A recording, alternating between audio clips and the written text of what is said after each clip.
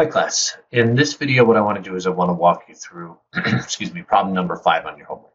So in 1944, an organization surveyed 1,100 adults and asked, are you a total abstainer from, or do you on occasion consume alcoholic beverages? Of the 1,100 people surveyed, adults surveyed, 418 indicated that they were total abstainers. In a recent survey, the same question was asked again to 1,100 adults, and this time 341 indicated they were total abstainers. All right, so let's compute the parts below. So the first thing says determine the sample proportion for each sample. Okay, so the proportion of adults who took the 1944 survey and the recent survey who were total abstainers are blank and blank, round to 3 decimals. 3 decimal places as needed. Okay, so for the first group, it was 418 divided by 1,100. So that's going to be 0.38. And then the next group was 341 divided by 1,100. You get this one here to be 0.310. All right, we got it. Great.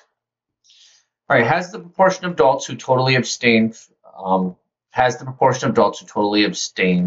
from alcohol changed? So that's going to tell me it's a two-tailed test. Use the alpha is equal to 0.10 level of significance.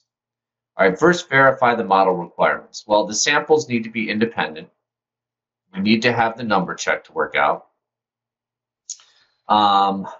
And the sample size for each sample size is less than 5% of the population size in each sample.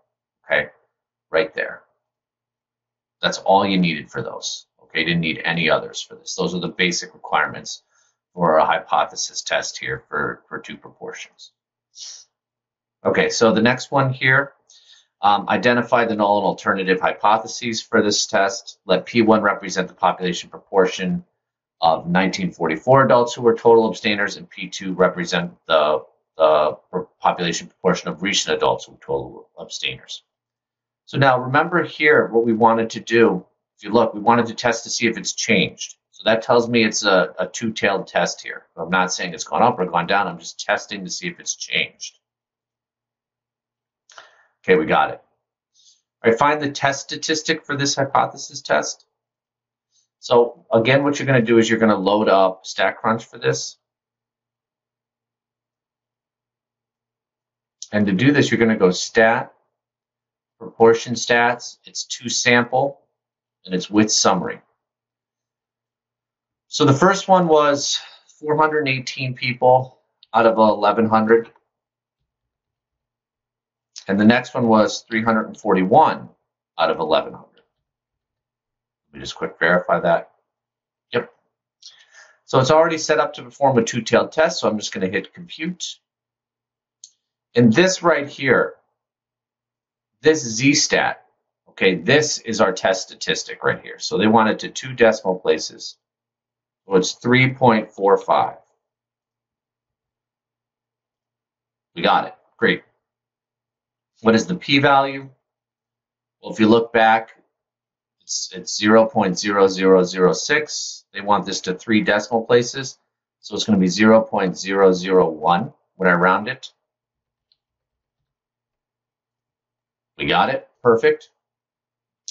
All right, interpret the p-value. So if the population proportions are equal, okay, so if the null is true, one would expect the sample proportion, the different sample proportion, to be greater than the one observed in about, if you round this to 100, about 0 repetitions in this experiment.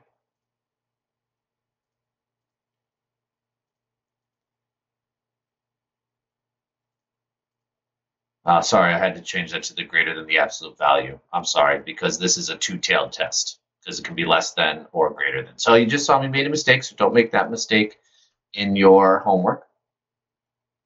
All right, state the conclusion for the hypothesis test. Well, we're going to reject the null because there is sufficient evidence here.